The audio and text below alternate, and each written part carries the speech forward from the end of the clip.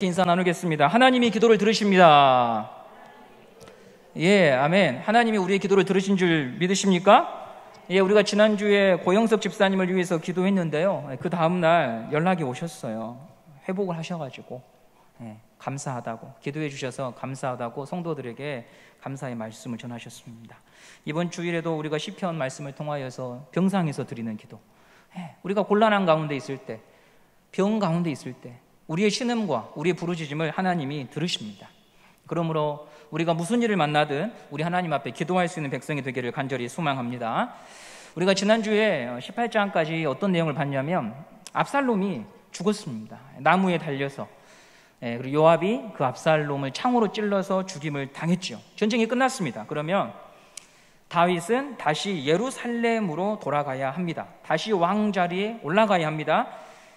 예루살렘으로 돌아가는 길에 두 사람을 만나는데, 원래 세 사람인데요, 오늘 두 사람만 보겠습니다. 두 사람을 만나게 되는데, 여러분이 가지고 계신 성경책을 한번 보시면 16절부터 23절까지는 시므이라고 하는 사람을 만나게 되고, 24절부터 30절까지는 무비보셋이라고 하는 사람을 만나게 됩니다. 그 이야기를 가지고 오늘 여러분과 함께 말씀을 나누도록 하겠습니다. 먼저 우리 19장 16절 첫 번째 사람에 대한 이야기를 보도록 하겠습니다. 16절입니다. 시작. 바후림에 있는 베냐민 사람 게라의 아들 시므이가 급히 유다 사람과 함께 다윗 왕을 맞으러 내려올 때에, 시므이를 기억하신 분들이 계실 거예요. 누군가 하시는 분도 계실 테고, 모르셔도 괜찮습니다. 왜냐하면 그래서 목사가 있는 거니까. 이 사람은요, 다윗이 쫓겨서 피난 갈 때 길목에 서서 다윗을 정면에다 대고 욕을 바가지로 퍼본 사람이에요. 저주했습니다. 네 꼴 좋다, 사울 집안을 몰락시키더니 너도 망하는구나 하면서 다윗을 향하여 저주했던 사람입니다. 당시 다윗의 주변에 장수들과 군인들이 다윗을 호위하고 있었는데도요, 그럼에도 불구하고 섬뜩한 저주를 퍼부었습니다. 무모해 보이는 이런 행동을 할 수 있었던 것은 압살롬의 반역이 성공했다고 하는 확신이 있었기 때문이죠. 다시는 다윗이 왕권을 잡을 수 없다는 확신을 가진 거예요. 예전에 시청한 영화 중에 암살이라고 하는 영화가 있었습니다. 이 영화는 친일파와 독립운동가들의 애환을 다룬 영화예요. 독립운동을 하던 사람이 친일파가 됩니다. 일본의 앞잡이가 됩니다. 그래서 오히려 독립운동가들을 잡아들여요. 그리고 광복이 되거든요. 독립운동가가 배신한 그 친구에게 가서 묻습니다. 왜 나라를 팔고 동포를 팔고 동지를 팔았냐 이렇게 물으니까 뭐라고 하냐면, 해방이 될 거라고 생각하지 않았으니까, 일본이 망할 거라고 생각한 적이 없으니까, 그래서 앞잡이가 됐다고 말을 해요. 시므이도요, 같은 생각이에요. 다윗이 다시는 왕이 될 수 없다, 이제 끝났다, 그런 생각을 가졌기 때문에 다윗에게 저주를 퍼부은 거죠. 또 한 가지는요, 다윗에게 저주를 퍼부은 이유는 개인적인 원한 때문이죠. 시므이는 베냐민 지파 사람입니다. 베냐민 지파. 이스라엘의 첫 왕이 누굽니까? 사울이죠. 그 사울이 바로 베냐민 지파죠. 같은 집안 사람이에요. 그렇다면 다윗에 대한 감정이 좋을 리가 없어요. 사울의 집안이 몰락한 이유는 다윗 때문이다라고 얘기합니다. 하나님이 폐위시켰지만 영적인 안목이 없기 때문에 다윗이 왕위를 빼앗은 것으로 보는 거죠.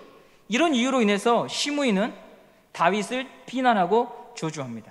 그런데 이 시므이가 오늘 예루살렘으로 복귀하기 위하여 요단강을 건너려고 하는 다윗을 스스로 찾아온 거예요. 스스로 찾아왔어요. 그가 찾아온 이유는 상황이 바뀌었으니까. 압살롬은 죽었고 다윗이 다시 왕으로 등극하게 되니까 발등에 불이 떨어져서 찾아오게 된 것입니다. 살려면 뭐라도 해야 되는 거예요. 그래서 시므이는 한 걸음에 자신의 지지자들을 모두 다 데리고 요단강에 나와서 다윗 앞에 엎드립니다. 우리 19장 17절 말씀을 한번 보도록 하겠습니다. 19장 17절입니다. 시작. 베냐민 사람 1000명이 그와 함께하고 사울 집안의 종 시바도 그의 아들 15과 종 20명과 더불어 그와 함께하여 요단강을 밟고 건너 왕 앞으로 나아오니라. 시므이는 베냐민 지파 1000명을 대동하고 다윗 앞에 나타납니다. 이로 보아서 그는 평범한 사람이 아니라 영향력 있는 사람이었어요. 베냐민 지파에서 꽤나 힘을 쓰는 사람이었어요. 그런데 지금은 목숨을 구걸해야 되는 처지에 있지요.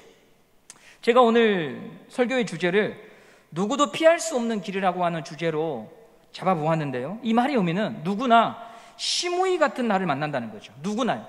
원수를 외나무 다리에서 만난다, 그런 말씀이 아니고요. 우리가 인정하든 인정하지 않든 시므이처럼 다시 돌아오실 왕 앞에 서야 된다는 거예요. 하나님 앞에 서야 된다고 하는 거예요. 하나님을 뵙고 결산 받을 날이 있다는 거예요. 반드시. 우리는 올해 벌써 네 분의 성도님을 하나님께 먼저 보냈습니다. 최강렬 집사님, 그리고 우리 김하연 집사님의 오라버니 김종훈 성도님, 김순환 집사님과 오금종 집사님을 먼저 떠나보냈습니다. 최강렬 집사님과 그리고 김하연 집사님의 오라버니는요, 이렇게 빨리 돌아가실 줄 몰랐습니다. 불과 우리가 2년 전, 3년 전만 해도 가족 중에, 지인 중에 우리 곁을 이렇게 빨리 떠날 거라고 생각하시는 분들이 안 계셨어요. 마치 시므이가 다윗 왕 앞에 서게 될 것을 생각하지 못한 것처럼 말이죠. 오늘 우리도 죽음이라고 하는 것은 좀 더 시간이 가면 일어날 일이라고 생각하고 살잖아요. 그런데 그걸 아무도 알 수 없지요.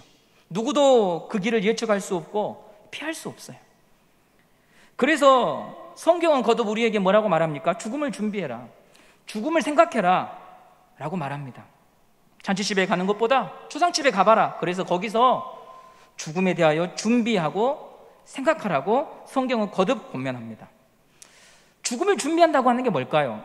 우리 어르신들은 연세가 지극히 드시면 손수 수의를 마련하기도 하십니다. 영정사진을 찍기도 합니다. 자녀들에게 물려줄 재산이 있으면 형제 간의 다툼이 일어나지 않도록 명의 이전을 형제들에게 하나하나 해놓기도 합니다. 그러나 그리스도인들에게 죽음을 준비한다고 하는 것은 그런 의미는 아니죠. 성도에게 죽음은 하나님 앞에 서게 되는 날입니다. 그러므로 죽음을 준비한다고 하는 것은 하나님을 생각하며 살라는 의미입니다. 하나님의 마음을 헤아리고 하나님의 마음을 살피면서 인생길을 걸어가라고 하는 거죠. 저는 오늘 그게 무슨 의미일까에 대해서 여러분과 함께 나누는 것으로 이 설교를 가늠하려고 합니다. 하나님을 생각한다, 하나님의 마음에 맞게 산다, 그게 무슨 의미일까? 거기에 대하여서 우리에게 생각하게 만들도록 하는 게 두 번째 다윗이 만난 사람인데요, 시므이를 만난 후에 19장 24절에 두 번째 사람을 만나게 됩니다. 우리 19장 24절입니다. 시작. 사울의 손자 무비보셋이 내려와 왕을 맞으니 그는 왕이 떠난 날부터 평안히 돌아오는 날까지 그의 발을 맵시내지 아니하며 그의 수염을 깎지 아니하며 옷을 빨지 아니하였더라. 예. 한동안 잊고 있었던 사람이 나타납니다. 무비보셋, 요나단의 아들로서 발을 쓰지 못했던 장애인입니다. 유모가 급히 무비보셋을 안고 뛰다가 떨어뜨려서 발을 사용할 수가 없었습니다. 발을 다쳤다고 하니까 저는 문자 그대로 발에 문제가 있을까 생각해 봤는데 어제 다시 생각해 보면 허리를 다친 게 아닐까. 척추뼈가 골절이 되면 하반신을 쓸 수가 없잖아요. 그런 문제가 아니었을까 생각을 해보게 됐습니다. 아무튼 무비보셋은 불편한 몸을 이끌고요, 다윗을 만나기 위해서 왔어요. 그런데 다윗은 무비보셋을 반가워하지 않아요. 왜냐하면 중간에 한 가지 사연이 있었습니다. 다윗이 왕궁에서 쫓겨갈 때 무비보셋의 종 시바가 먹을거리를 잔뜩 들고 와서 다윗에게 이런 말을 합니다. 무비보셋이 당신을 배신했습니다. 무비보셋이 아버지 요나단과 할아버지 사울의 잃어버린 영광을 회복할 때가 왔다며 자기는 예루살렘에 남겠다고 하더군요 하며 거짓 보고를 한 거예요.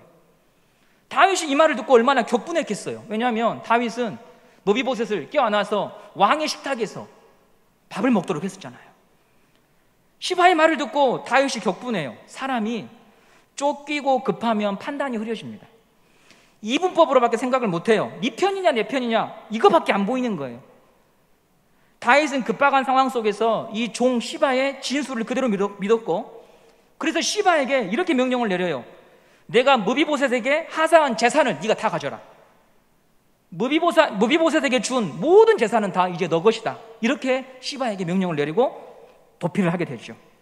그리고 나서 오늘 무비보셋을 만나게 됐으니까 다윗이 불편한 마음으로 무비보셋을 대하는 겁니다.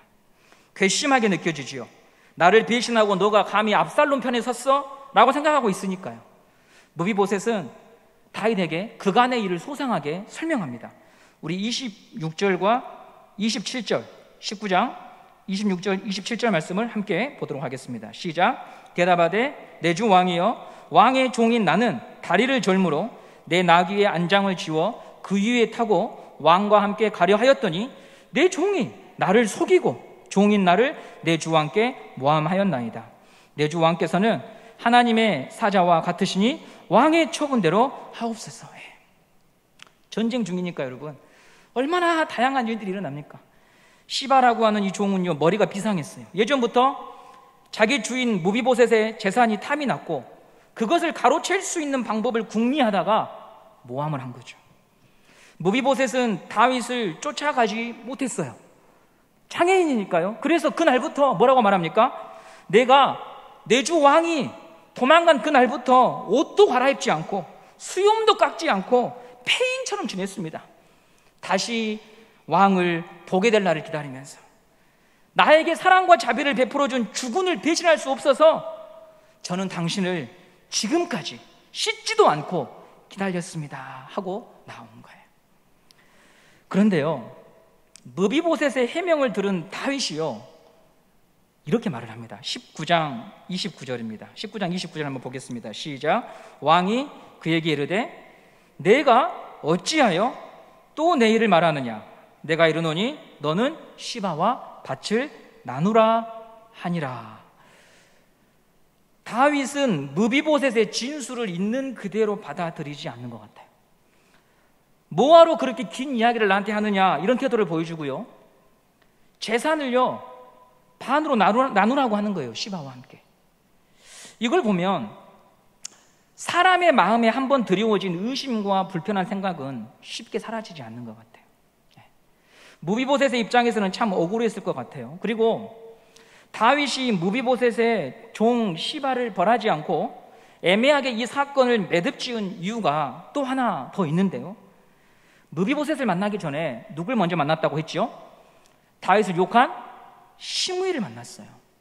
그때 그 시므이가 베냐민 지파 1000명을 대동해서 찾아왔다고 했는데요, 그 안에 시바도 함께 있었습니다. 이 정도요. 19장 17절 말씀을 함께 보도록 하겠습니다. 19장 17절입니다. 시작. 베냐민 사람 1000명이 그와 함께하고 사울 집안의 종 시바도 그의 아들 15과 종 20명과 더불어 그와 함께하여 요단강을 밟고 건너 왕 앞으로 나왔다. 시므이와 시바가 함께 있어요. 다윗은 혼란스러운 이 정국을 정리해야 됩니다. 그러기 위해서는 사울이 속한 베냐민 지파의 지지가 필요해요. 불편한 갈등을 만들지 않아야 됩니다. 그러므로 시바의 일도 깊이 묻지 않고 매듭을 지어서 베냐민 지파와 우호적인 관계를 유지하려고 한 거예요. 시바를 불러서 책임을 추궁하거나 사건의 진실을 묻지 않고 그냥 지나간 이유가 바로 그런 거예요. 지금 이런 일을요 다윗이 하고 있어요. 이것은 우리들에게 한 가지를 생각해 보게 해요. 저는 이 장면을 보면서 다윗이 나쁘다, 변했다 그런 것을 가르쳐 주는 데 목적이 있기보다는요, 우리 자신을 돌아보게 합니다. 우리 자신을 돌아보게 해요. 사람은요 공평할 수가 없어요. 사람은 정의로운 존재가 아니에요. 다만 우리는 예수 안에서 그것을 추구하는 마음을 거듭거듭 가질 뿐이지요, 나는 정의롭다, 나는 공평하다라고 말할 수 있는 사람이 있을까요? 그런 말을 할 수 있는 사람은 자신이 누구인가를 모르기 때문에 하는 거예요. 자신이 걸어온 삶, 자신이 이제껏 걸어온 삶을 모르는 사람은 자기가 공평하다, 정직하다, 정의롭다고 말할 수 있지만 자기를 알면 그런 말을 하기 어렵죠. 인간이 죄인이라고 성경이 말할 때 그 말은 무슨 의미냐면 인간은 누구나 자기 자신에게 기울어진 존재예요. 말씀 안에서 날마다 조율되지 않으면 이기적으로 살 수밖에 없고요. 매일마다 눈금을 조절해야 되는 것이 우리 인생이라는 거죠. 무비보셋은 참 억울한 상황에 놓여 있습니다. 다윗에게 진실을 이야기했지만 해명이 되지가 않아요. 이 모습은 현실의 우리 사회의 모습, 우리 교회의 형편들, 현실의 교회의 모습들을 보여줘요. 예수를 주로 고백하는 무리들이 모인 교회 안에는 모순이 있습니다. 칼로 물을 자르듯 잘라낼 수 없는 복잡한 사안들이 있어요. 분명히 저 길이 옳은 것을 알고 있는데도 그 길로 가지 못하는 일들도 있고요. 답답한 일들이 우리 안에 늘 있습니다. 어떤 분들은 칼로 자르듯 정확히 잘라서 법대로 정리하면 잘 될 거라고 생각하기도 해요. 지시하면 따르고 결정하면 복종하고 그렇게 하면 교회가 잘 된다고 생각을 합니다. 그런데요, 잠시 한번 여러분 생각해 보세요. 성경에서 교회를 설명할 때 무엇으로 설명하냐면 최초의 교회는 가정이었어요. 가정. 최초의 교회가 가정입니다. 생명과 사랑과 웃음이 있는 가정이요, 교회의 원형이에요. 가정은 그 누구도 서로를 법으로 대하지 않습니다. 내가 가진 신념과 생각과 다른 부분이 있을 때 자식이니까 남편이니까 아내이기에 이해하려고 노력하고 고민하고 때로는 물러서기도 하면서 어쨌든 이 가정을 지키기 위하여 애를 씁니다. 우리 주변에 또 우리가 살아가는 이 현상, 이 교회 공동체 속에서 법, 원리 하시는 분들도 저는 자기 가족을 그렇게 대하시는 분들은요 많이 보지 못했습니다. 오히려 큰 자가, 먼저 된 자가, 부모가요 자식을 위해 희생합니다. 왜 자식 때문에 그렇게까지 고생하고 헌신합니까? 라고 하는 말을 듣도록 자기를 소진하고 희생하는 것이 가족이에요. 사랑이라고 하는 이름으로 속고 또 속고 참으면서 그래도 너가 언젠가는 정신 차리겠지 하는 마음으로 가족 구성원들을 기다려줍니다. 일전에 저희 대청부에 간호사 한 명이 있었는데요, 자신이 벌어들인 수입 거의 대부분을 부모의 치료비를 위해서 다 사용하더라고요. 부모가 뇌졸중으로 쓰러지셨어요. 미래를 위해서 모아둔 몇 천만 원의 그 돈을요 전부 다 아깝지 않게 다 사용하더라고요. 시집가고 장가가고 차도 사고 미래를 생각해야 되는 나이인데 버는 촉족 부모를 위하여 다 허비하는 거예요. 왜 그럴까요? 가족이니까. 가족은 법이라는 잣대로 서로를 해석하지 않는 것이죠. 교회도 마찬가지예요. 법으로 작동하는 것이 아니에요. 칼로 자르면 잘리는 것도 아니고 상명하복의 단체가 아니에요. 그런 식으로 교회를 다루는 것은 하나님을 오해하고 있는 거죠. 교회를 오해하고 있는 거예요. 하나님은 박정희 씨가 아닙니다. 하나님은 직장 상사가 아닙니다. 군 지휘관도 아니에요. 하나님은요, 성경은 거듭거듭 말합니다. 우리 예수님도 가르쳐 주셨습니다. 하나님은 아버지야. 하나님은 아버지야. 아버지는 자식을 위해서 희생해요. 아버지가 인간의 몸을 입고 자식을 위해 내려왔어요. 하나님은 저와 여러분에게 이 수준까지 오면은 너희를 구하겠고 내 자식이라 인정해 줄게, 이게 아니라 그 수준을 뛰어넘어서 우리 곁으로 오셔서 자기가 죄인이 되어주셨어요. 자격 없는 자를 구원하셨어요. 그것이 분명하게 보이는 것이 바로 십자가죠. 그래서 저는 여러분들에게 이렇게 이야기하고 싶어요. 교회는 십자가로 시작해서 십자가로 맞춰지는 곳이에요. 그리스도의 죽음과 희생과 자비로 출발을 했고 그 원리를 반복하고 연습하며 주님 만나게 될 날을 고대하는 곳이 바로 교회예요. 모든 것을 칼로 두부 자르듯 잘라서 이쪽에 한 모 저쪽에 한 모 나누고 흐뭇하게 웃고 표정 짓는 것이 아니에요. 만일 두부로 자르듯 내가 행한 대로 하나님이 우리를 다루시면 우리는 모두가 다 슬피 울며 이를 가는 곳에서 있어야 됩니다. 주님은 십자가로 나를 다루어 주셨습니다. 십자가는 내가 죽을 자리인데 그곳에 자기가 매달려서 자기 희생과 자기 죽음으로 나를 구원하셨어요. 그것을 통해 교회는 생명을 얻었습니다. 오늘 본문에서도 그 흔적을 볼 수 있는데요, 바로 무비보셋의 태도에서 저는 그것을 봤어요. 앞서 무비보셋이 다윗에게 해명을 했어요. 그런데 다윗은 애매한 태도를 취했죠. 시바에게 넘겨진 땅을 전부가 아니라 반만 돌려받도록 했어요. 해명이 받아들여지지 않아요. 얼마나 억울하고 서운하겠어요. 이런 다윗의 태도에 대해서 무비보셋이 마지막으로 이런 말을 합니다. 19장 30절 말씀을 보도록 하겠습니다. 19장 30절입니다. 시작. 무비보셋이 왕께 아뢰되 내 주 왕께서 평안히 궁에 돌아오시게 되었으니 그로 그 전부를 차지하게 하옵소서 하니라. 뭐라고 말합니까? 저 땅 안 받아도 됩니다. 내 주 왕께서 돌아오시면 저는 그걸로, 당신이 이 왕궁에 예루살렘으로 건강하게 돌아오시면 그걸로 됩니다. 그렇게 말해요. 참 놀라운 말 아닙니까? 무비보셋은요, 우리가 무비보셋의 입장이 되면 그는 명예가 훼손당했어요. 거짓 누명을 썼잖아요. 주인을 배신한 사람으로 낙인을 찍혔어요. 재산상에 큰 손해를 입었어요. 다 잃었어요. 그런데도 분노에 사로잡히지 않고 결백을 호소하며 끝까지 싸우지 않아요. 종 시바에게 다 주십시오. 그러면서 자기를 포기해요. 그는 왜 이럴 수 있었을까요? 그는 왜 그런 길을 걷는 걸까요? 냉혹한 현실. 불과 얼마 전까지 자기 앞에서 허리를 굽신 여기면서 주인님 했던 자가 자기 뒤통수를 치고 자기를 모독하고 모욕하고 명예를 훼손하고 재산을 훔쳐가는 이런 냉정한 정글과 같은 현실에서 그는 왜 이런 말을 하고 있는 걸까요? 무비보셋은 정글과 같은 현실을 살아가는 새로운 원리가 있었어요. 그에게는 받은 대로 갚아주는 방법이 아니라 새로운 길이 있었다고 하는 거예요. 저희 교회 주차장은 출입구가 2개가 있습니다. 철문으로 된 정문이 있습니다. 차를 가지고 오신 분들은 아마 그 문으로 통해서 들어왔을 거예요. 그리고 원룸 앞쪽으로 들어오는 자그마한 입구가 있습니다. 철문으로 된 정문은 수요 예배 때 주일에 오픈이 됩니다. 평시에는 모두 원룸 골목길 앞으로 차가 들어옵니다.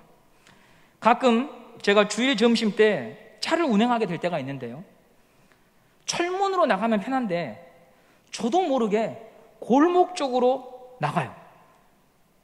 습관처럼 몸에 배어 있는 거예요. 평일에는 그 길로만 다니니까.